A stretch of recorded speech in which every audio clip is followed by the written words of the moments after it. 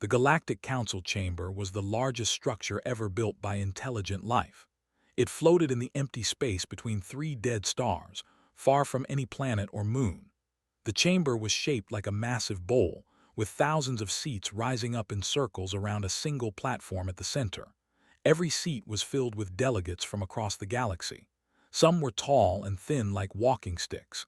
Some were round and covered in scales. Some floated in special tanks filled with colored liquids. Some had no bodies at all and existed only as patterns of light. At the center of this bowl stood a single human man. His name was Park, and he was Earth's ambassador to the Galactic Council. He was 52 years old, with gray hair at his temples and tired lines around his eyes. He wore a simple dark suit, which looked plain compared to the bright colors and strange shapes of the alien delegates around him. Had been standing there for 6 hours. He had listened to 147 species give their opinions about humanity. Most of those opinions were not kind. The delegate, a being made of flowing silver liquid, had called humans emotional parasites.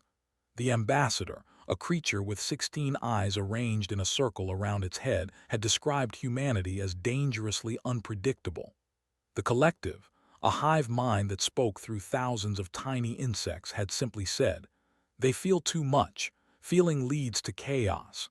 Chaos leads to destruction." Now the voting was complete. The numbers floated in the air above his head, projected in light that all species could see. 143 votes for termination, 4 votes against. Humanity's fate had been decided by beings who had never walked on Earth's soil, never tasted its water, never watched its sunsets paint the sky in orange and pink. The council speaker rose from its throne. The speaker was a crystalline, a species that looked like living glass sculptures. Light passed through its body and broke into rainbows on the chamber floor. When it spoke, its voice sounded like wind chimes in a storm. "The vote is complete," the speaker announced. "Humanity has been judged too dangerous for continued existence. The risk they pose to galactic stability is too great. Their emotions are too strong. Their capacity for violence is too high. Their growth is too fast." Listened without moving. His translator earpiece converted the speaker's words into Korean, then into English. He understood every word perfectly. "Earth will be granted 30 standard rotations to evacuate essential citizens to designated refugee zones," the speaker continued. "After this period, the Sol star will be collapsed using gravitational manipulation technology. This decision is final and cannot be appealed." The chamber was silent. Every alien eye, sensor, and consciousness focused on the small human at the center. They expected him to scream, to cry, to beg for mercy. They expected him to threaten revenge or collapse in despair. These were the reactions they had studied in their reports about human behavior. Did none of these things. Instead, he took a slow breath. He looked up at the speaker and he smiled. It was not a fake smile or a bitter smile. It was genuine and warm, the kind of smile a father might give to a child who had made a mistake but could still learn. This confused the delegates greatly. "We appreciate the Council's transparency in this matter," said. His voice was calm and steady. "We thank you for the 30 days. We will use them well." He bowed slightly, turned, and walked out of the chamber. His footsteps echoed in the massive space. Not one delegate spoke until he was gone. 12 light-years away, on a blue and green planet called Earth, President sat in a secure room beneath the city of Seoul. She was a small woman with short black hair and sharp eyes that missed nothing. Around her sat 12 advisors, generals, and scientists. They had all watched the Council's decision through a quantum-linked broadcast. The room was silent for a long moment. Everyone was processing what they had just witnessed, the death sentence of their entire species. General No was the first to speak. He was a large man with a soldier's posture and a father's worried eyes. "We should prepare the population for evacuation," he said. "If we move quickly, we might save a few million people in the refugee zones."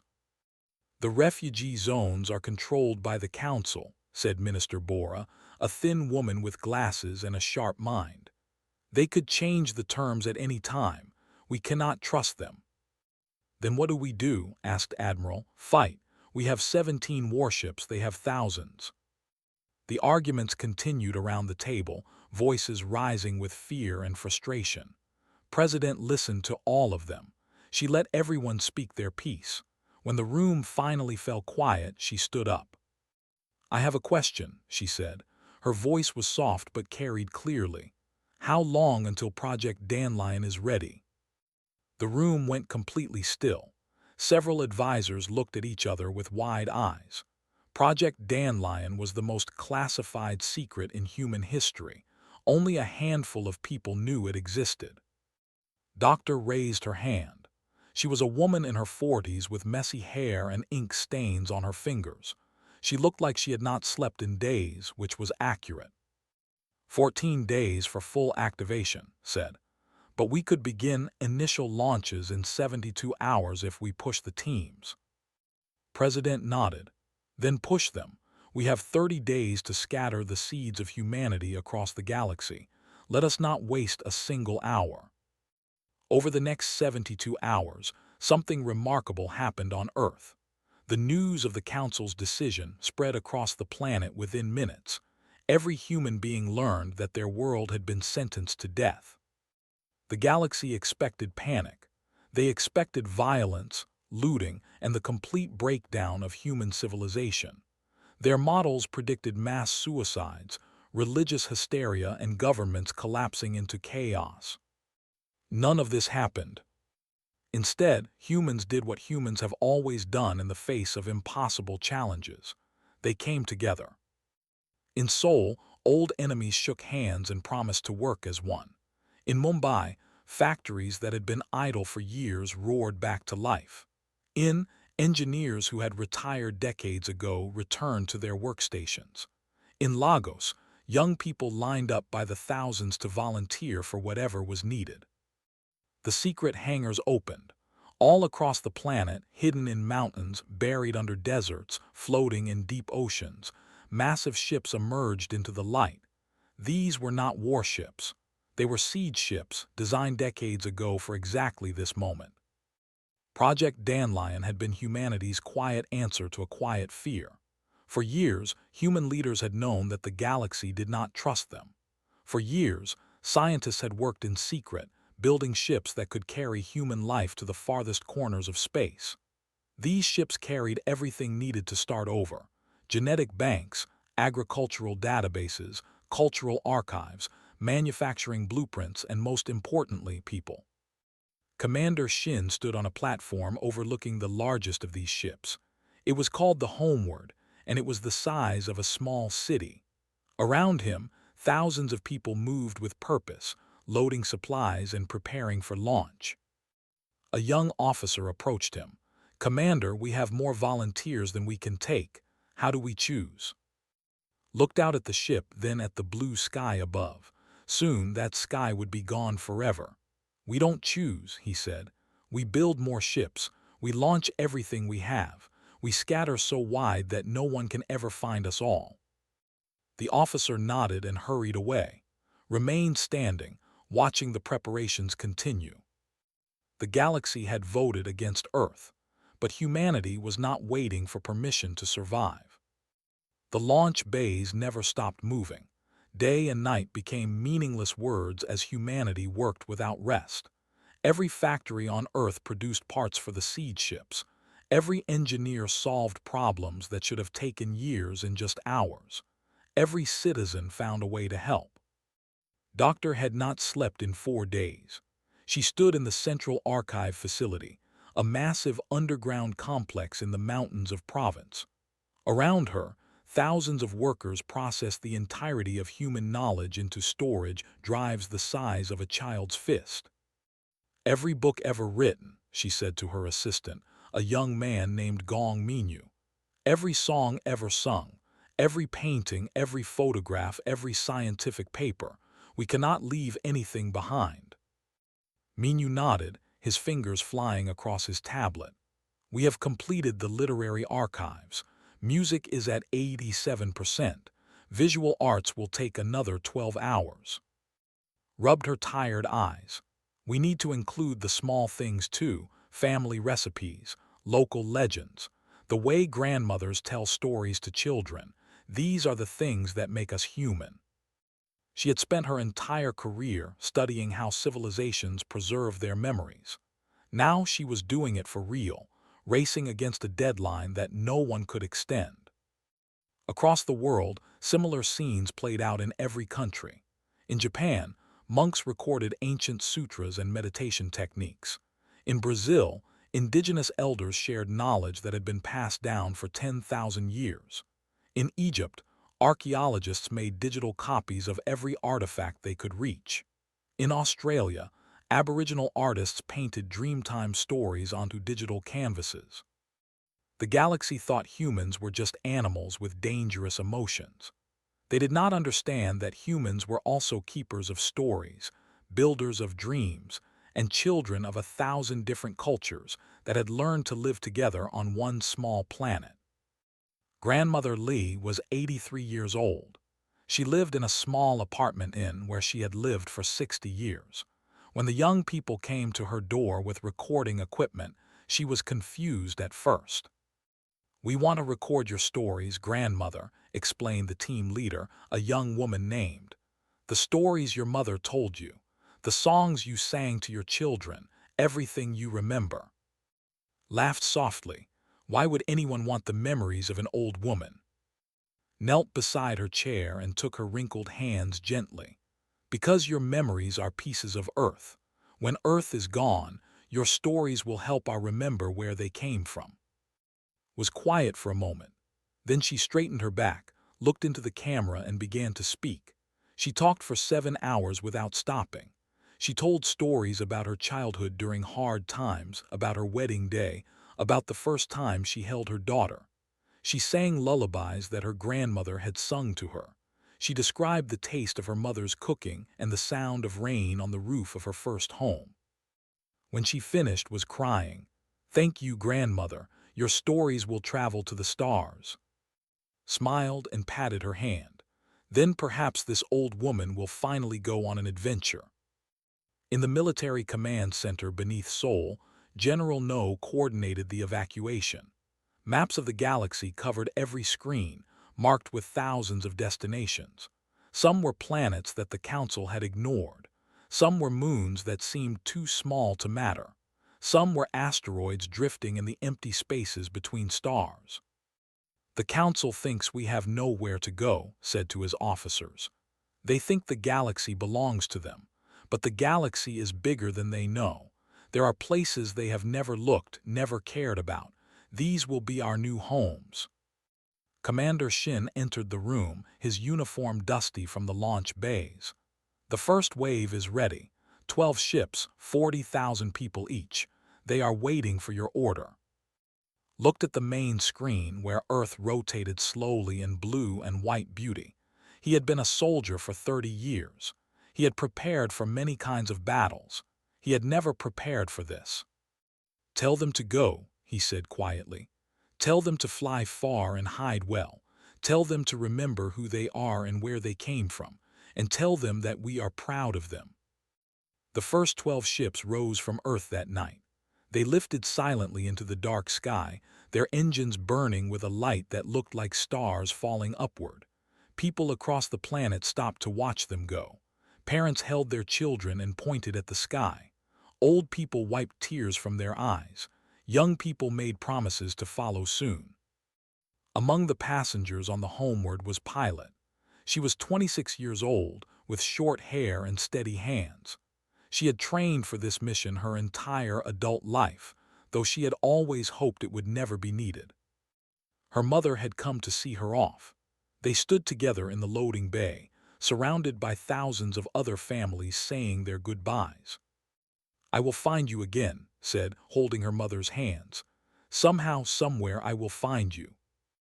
Her mother, whose name was, shook her head. "No, child, do not look back, look forward, find a new world, build a new life, have children and tell them about Earth. That is how you find me again." wanted to argue, wanted to promise impossible things, but she saw the strength in her mother's eyes and understood. This was not a temporary separation. This was a passing of the torch. "I will make you proud," whispered. "You already have," her mother replied. "You already have." The ships scattered in every direction, each one carrying a piece of humanity into the unknown. Some flew toward the outer arm, where stars were rare and darkness was deep. Some headed for the core, hiding in the light of a million suns. Some dove into nebulae, where clouds of gas and dust would hide them from sensors. Some aimed for the spaces between galaxies, where no one would think to look.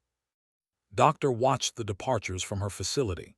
Each ship carried a complete copy of her archives. Each one was a backup of human memory.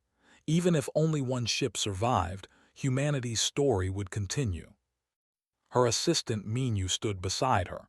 "Do you think any of them will make it?" Thought about the question carefully. She was a scientist and preferred to deal in facts and numbers, but some things could not be calculated.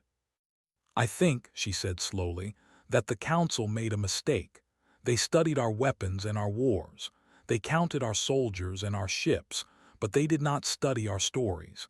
They did not count our hopes. They did not understand that humans are not a species that gives up." She turned back to her work. There was still much to do. On the 15th day, President addressed the planet. She stood on a platform overlooking the launch site where ships continued to rise into the sky every hour. "My fellow humans," she said, her voice broadcast to every corner of Earth. "We have been told that we do not deserve to exist. We have been told that our emotions make us dangerous. We have been told that the galaxy would be safer without us." She paused, looking at the faces of the crowd before her. Young and old from every nation, all watching her with the same expression of quiet determination. "Perhaps they are right that we are emotional. We love fiercely. We grieve deeply. We rage against injustice. We hope when there is no reason to hope. These are not weaknesses. These are our greatest strengths." She pointed at the sky, where another ship was disappearing into the clouds. "We cannot stop them from destroying our planet, but we can make sure that humanity survives. Not in refugee camps controlled by those who fear us. Not as beggars asking for permission to exist, but as free people scattered across the stars, carrying our memories and our dreams to every corner of the universe." The crowd was silent, listening to every word. "The galaxy cast its vote against Earth," she continued. "But Earth is just a place. Humanity is an idea, and ideas cannot be killed. They can only be scattered like seeds on the wind, and wherever those seeds land, new life will grow." She raised her fist to the sky. "So let them destroy our planet. We will build new homes. Let them chase us across the galaxy. We will always be one step ahead. Let them try to forget us. We will make sure the universe remembers." The crowd roared.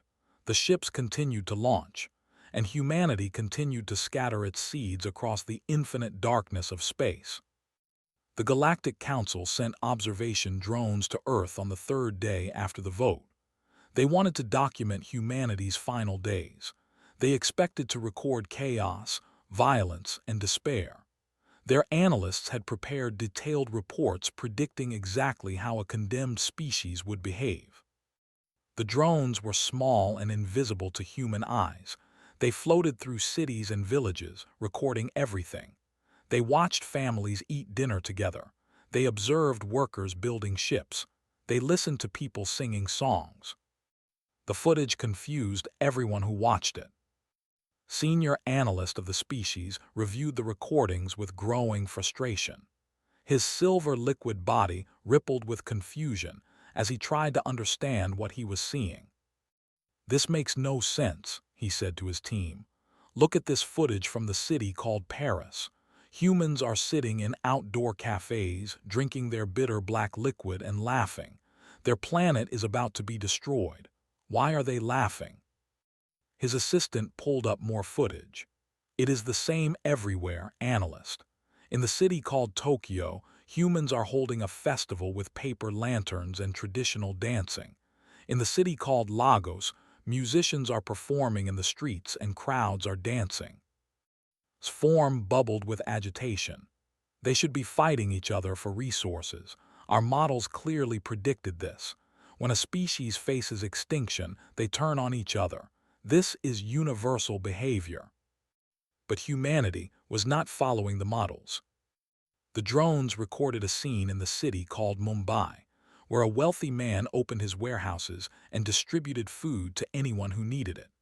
They captured footage from Seoul, where former rivals worked side by side without speaking a single angry word. They observed a small village in Mexico where people with almost nothing gave half of what they had to their neighbors. Perhaps they do not understand their situation, suggested another analyst. Perhaps they think they will be saved. Shook his liquid head. No, watch their faces. They understand perfectly. They know they are going to die, and they are choosing to spend their last days in peace. This word felt strange in his mouth. They had achieved peace through strict control of emotions and rigid social order. They could not comprehend a species that found peace through chaos, through feeling, through simply choosing to be kind. On the 20th day, Ambassador Ryu arrived at the Galactic Council to formally accept the termination order. She was a tall woman with silver hair and a calm face. She had been a diplomat for 30 years and had represented humanity in countless negotiations. This would be her last. The chamber was full again. Every species wanted to watch humanity's formal surrender. They expected tears, perhaps anger, maybe a final desperate plea for mercy. The crystalline speaker sat on its throne, rainbows dancing across its body. Ambassador Ryu, the speaker announced, you are here to accept the Council's judgment on behalf of your species. Do you have any final words before the formal acceptance? Walked to the central platform, her footsteps echoing in the massive chamber. She wore a simple black dress with a small pin on her collar showing Earth's image. She looked around at the thousands of alien faces watching her. I do have some words, she said. Her voice was steady and clear, but perhaps not the words you expect. The chamber stirred with interest. We have watched your observation drones, continued. We know you have been recording our final days. I am curious what your analysts made of what they saw. The speaker's crystalline form flickered. They found your behavior confusing. Smiled. I thought they might. You expected us to tear ourselves apart. Instead, you saw us come together. You expected despair. You saw hope. You expected the worst of humanity. We showed you the best. This changes nothing, the speaker said. The vote stands. Your star will be collapsed. I know, replied. We have accepted that we cannot change your decision, but we wanted you to see something before the end. We wanted you to understand what you are destroying. She reached into her pocket and pulled out a small device. When she pressed it, a holographic display appeared above her head. It showed images from Earth, children playing in parks, old people holding hands, artists painting murals, musicians playing in the streets. We are not the monsters your reports describe, she said. We are a species that learn to love despite our differences. We are parents who would die for their children. We are friends who stand by each other in darkness. We are strangers who help strangers for no reason except that it is right. The images continued to play. Humans of every color and culture, all finding ways to connect, to care, to hope. You fear our emotions because you do not understand them, continued. You think feeling deeply makes us dangerous, but our emotions are why we create art that moves souls to tears. They are why we write music that makes hearts soar. They are why we love so fiercely and fight so hard for what matters. The speaker leaned forward, and yet your emotions also lead you to war, to violence, to destruction. Nodded. Yes, this is true. We are not perfect. We have done terrible things to each other throughout our history, but we have also learned from those mistakes. We have built systems to prevent our worst impulses. We have created cultures that celebrate peace over war. We are still learning, still growing." She paused, looking directly at the speaker. "But you will not give us the chance to prove this. You have decided that our potential for harm outweighs our potential for good. You have voted to end our story before we could finish writing it." The chamber was completely silent. Even the floating light beings had stopped their gentle movements. "We do not hate you for this decision," said. "We understand fear. We have felt it ourselves many times. Fear of the unknown, fear of those who are different, fear of what might happen if we do not act. These fears are universal." She closed her eyes for a moment, then opened them again with a gentle smile. "But we have learned that fear is not a reason to destroy. It is a reason to grow. It is a reason to reach out and try to understand. It is a reason to build bridges instead of walls." The speaker's voice was quieter now. "You accept your extinction so easily." Smile widened just slightly. Who said anything about accepting it? This answer puzzled the speaker and many of the delegates. They did not know about the seed ships. They did not know about Project Dandelion. They assumed humanity was simply waiting to die. "We cannot stop you from destroying our planet," said. "But Earth was never our only hope. Humanity is more than a single world. We are an idea that cannot be contained, a dream that cannot be killed, a story that cannot be ended by force." She bowed slightly to the speaker. "So thank you for these 30 days. We have used them well. And when you look up at the stars in the years to come, know that we are out there, scattered but not broken, homeless but not hopeless, waiting to show the galaxy what humanity can truly become." She turned and walked out of the chamber, just as Ambassador had done 20 days before.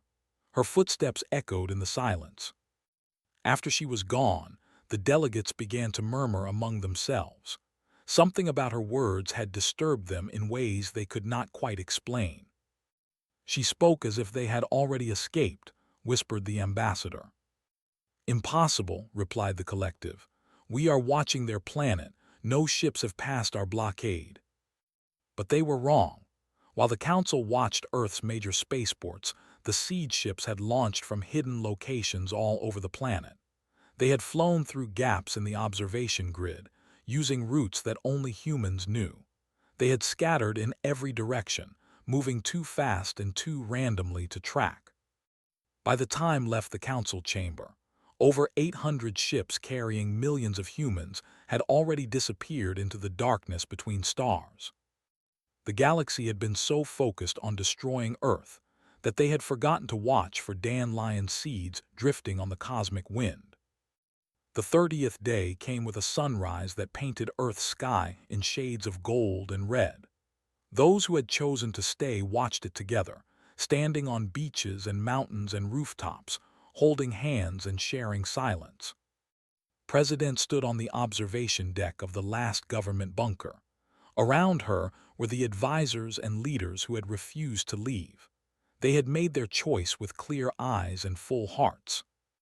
"The final ships launched an hour ago," reported General No. He looked tired but peaceful. 842 vessels in total, approximately 30 million people. They have scattered beyond the Council's detection range. Nodded slowly, "And the archives. Every ship carries a complete copy. Our stories will survive." She walked to the window and looked out at the morning sky. Somewhere out there, beyond the clouds, a fleet of alien warships was preparing to destroy her world. In a few hours, the sun that had warmed Earth for billions of years would be collapsed into a point of nothing. "Do you think we did enough?" she asked quietly. Stood beside her. "We did what we could. The rest is up to them now." Admiral O commanded Earth's remaining defense fleet from the bridge of the warship Indomitable. It was a small ship by galactic standards, barely a kilometer long. Around him were 17 similar vessels, all that remained of humanity's military might. They faced a blockade of over 3,000 council ships. The comparison was absurd. It was like a group of children with wooden swords facing an army of giants. "Admiral," said his communications officer, a young woman named, "the Council flagship is hailing us. They are ordering us to stand down." Looked at his crew. They were all volunteers. They all knew they would not survive this day, and not one of them showed fear. "Tell them we respectfully decline," he said. His fingers moved across her console. A moment later, she looked up with a slight smile. "They seem confused by our response, Admiral. They are asking if we understand that we cannot win." Laughed softly. "Of course we cannot win. That was never the point." He stood and addressed his crew. "We are not here to defeat the Council fleet.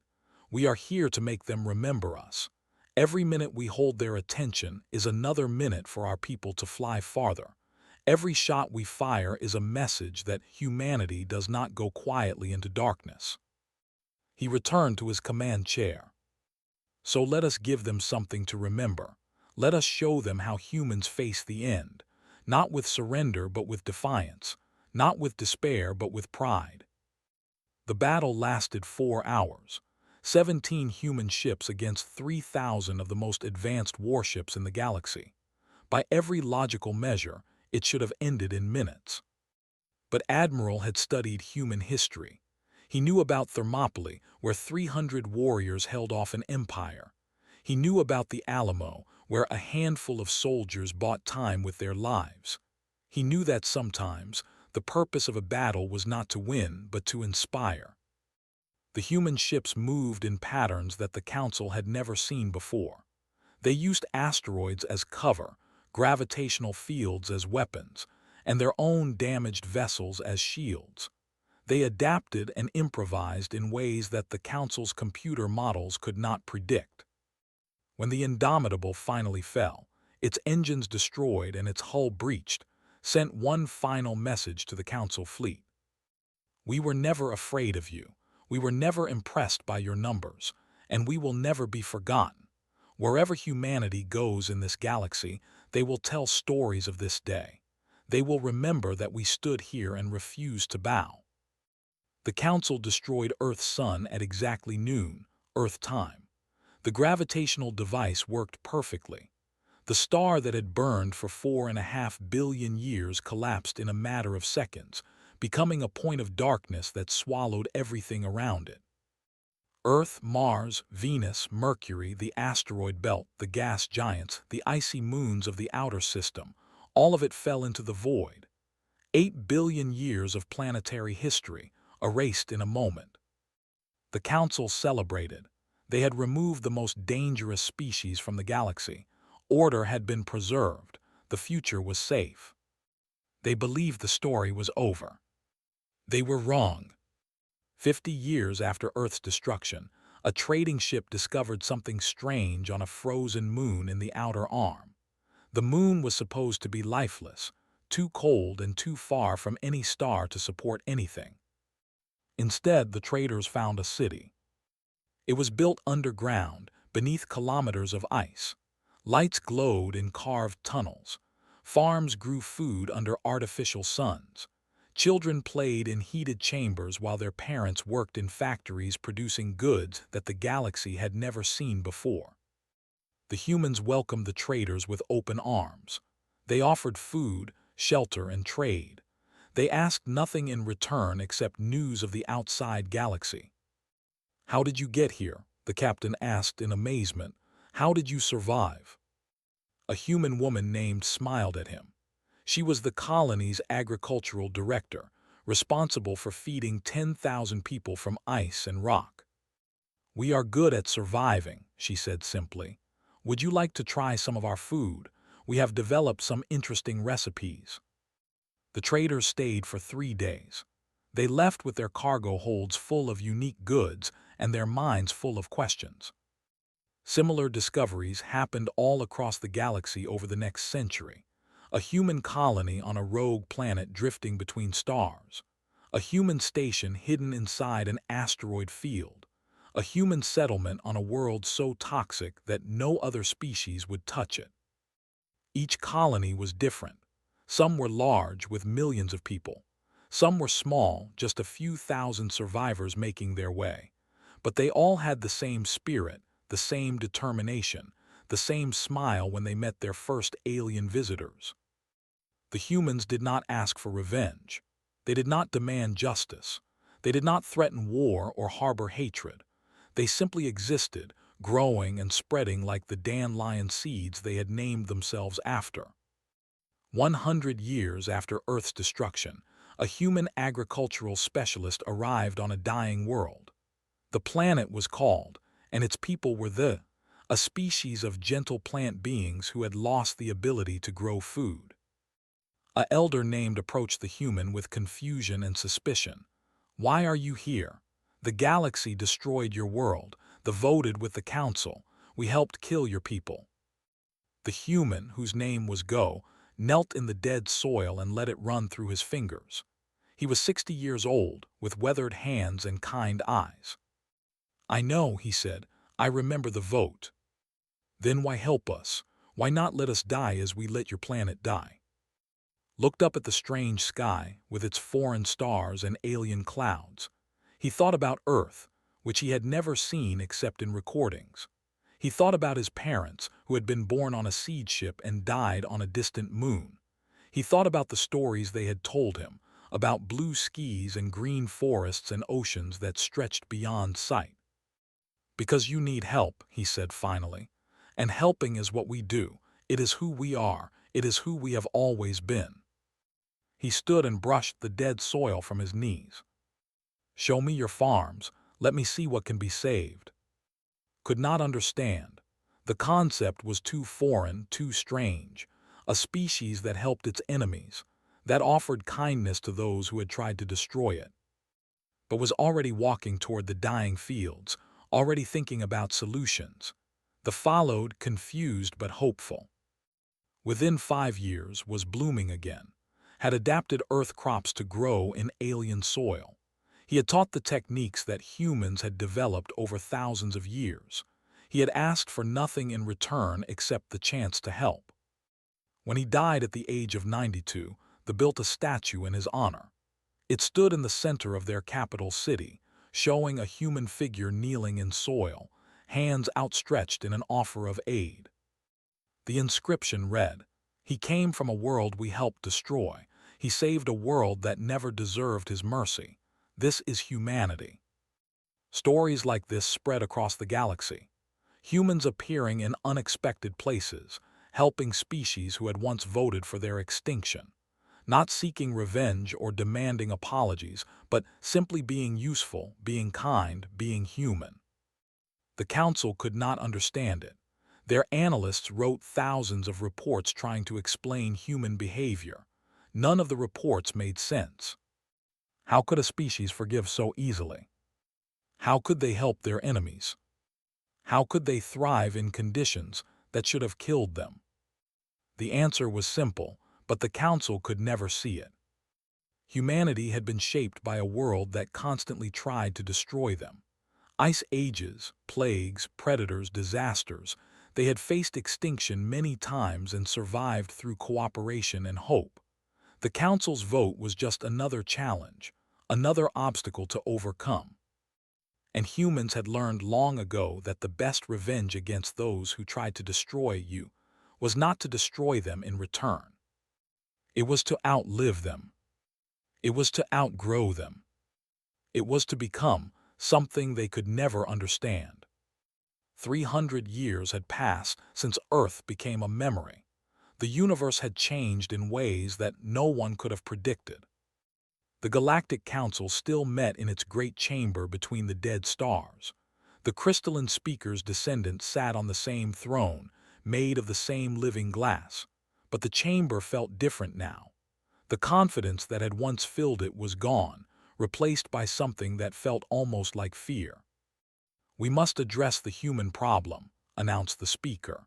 Its voice echoed through the chamber, but without the authority of its ancestors. "Their influence has grown beyond anything we anticipated." The delegates shifted uncomfortably. Everyone knew what the speaker meant. Everyone had seen the changes. Humanity now numbered in the trillions. They lived on thousands of worlds across every arm of the galaxy. They had no central government, no capital world, no unified military.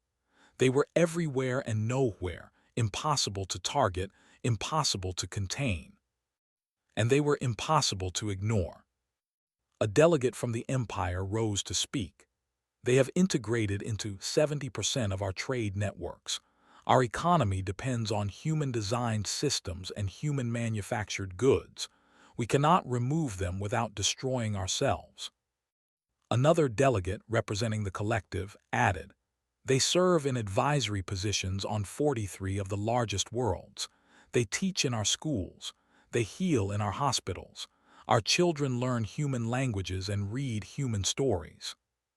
The ambassador, a descendant of analysts, rippled with frustration. 300 years ago, we voted to destroy them.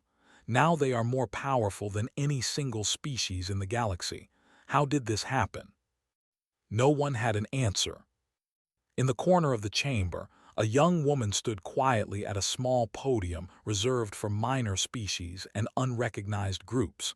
Her name was Han, and she had been elected by 17 different species to represent their collective interests. None of those species were human. She was 42 years old, with her grandmother's sharp eyes and her grandfather's gentle smile.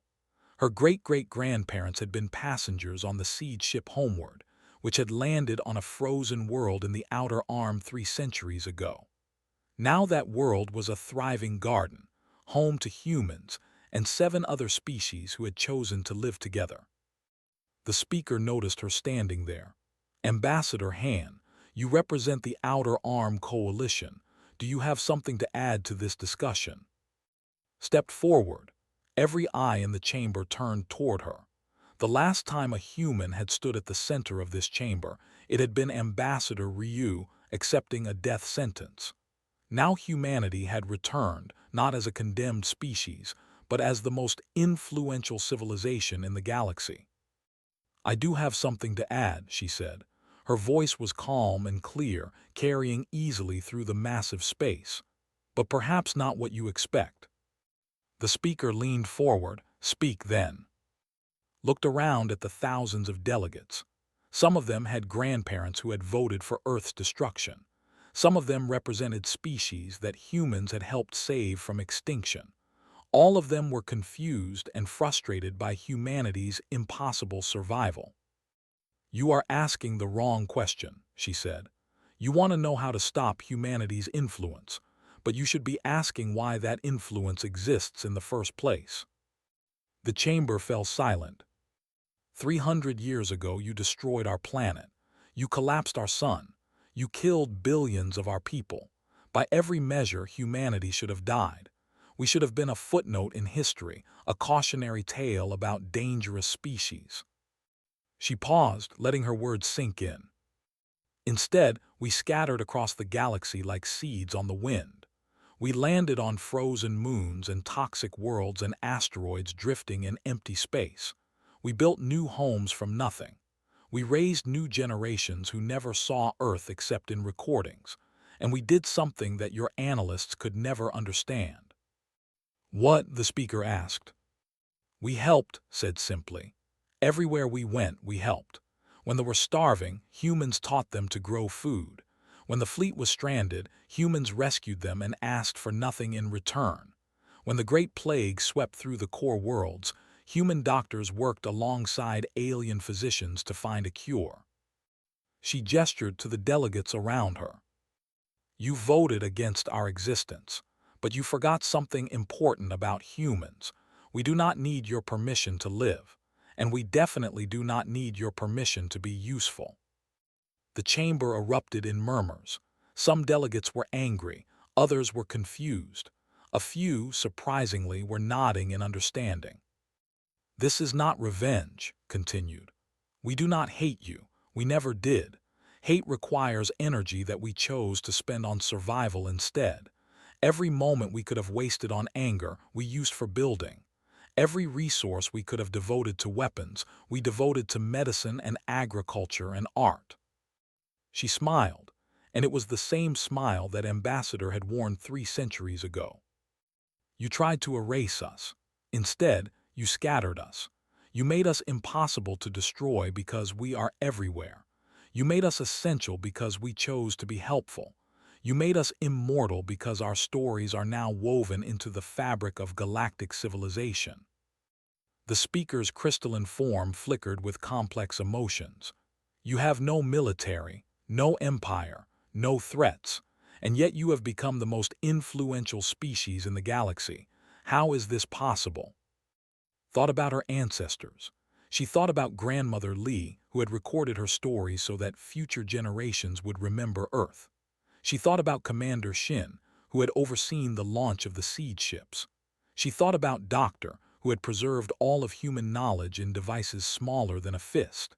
She thought about Admiral O, who had died defending a planet he could not save, just to buy time for others to escape. She thought about all the humans who had lived and died over 3 centuries, carrying humanity's spirit to the stars. It is possible, she said finally, because we learned something long ago on our little blue planet. The strongest civilizations are not built on conquest. They are built on connection. The species that survives is not the one that destroys its enemies, but the one that helps them become friends. She turned to face the speaker directly. You voted against our existence, but humanity answered with a smile. Not because we were weak, but because we were strong enough to choose hope over hate, strong enough to build instead of destroy, strong enough to forgive instead of seek revenge. The chamber was completely silent now. So what will you do with us? Asked. Will you try to destroy us again? Will you pass another vote condemning humanity to extinction? It did not work the first time. I do not think it will work better now. The speaker sat motionless for a long moment. The light passing through its crystalline body had grown dim, as if even the rainbows had lost their certainty. What do you want from us? It asked finally. His answer was simple. Nothing, she said. We want nothing from you. We never did. We only wanted to survive, and we have done that on our own. But if you are offering, we would welcome the chance to help you as we have helped others. Not because we have to, not because we want something in return, but because that is who we are. She stepped back from the center of the chamber. The invitation is open. Think about it. She walked out of the chamber, her footsteps echoing in the silence. Just like Ambassador 3 centuries ago, just like Ambassador. Humans, it seemed, had a tradition of leaving the council with something to think about. The delegates began to talk among themselves, their voices rising in confusion and debate. The speaker sat on its throne, watching the small figure disappear through the massive doors. Somewhere in the vast reaches of space, another seed ship found fertile ground. Another human child was born under alien stars.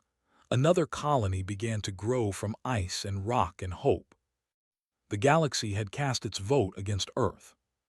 Humanity had answered with a smile. And now, 300 years later, that smile was the most powerful force in the universe. Not because it threatened, not because it conquered, but because it offered something that the galaxy had never understood before. It offered kindness. It offered help. It offered humanity. And the galaxy, slowly and reluctantly, was beginning to understand that this was not a weakness to be feared. It was a strength to be admired. In the end, the Council did not pass another vote against humanity. They could not. Too many species depended on human trade, human medicine, human friendship. To vote against humanity now would be to vote against themselves. And so humanity continued to grow, not as conquerors or rulers, but as neighbors and friends. They built bridges between species that had been enemies for. They solved problems that had seemed impossible. They told stories that made alien children dream of blue skies and green forests they would never see. Earth was gone, but humanity was eternal. Not because they had survived, but because they had chosen to live.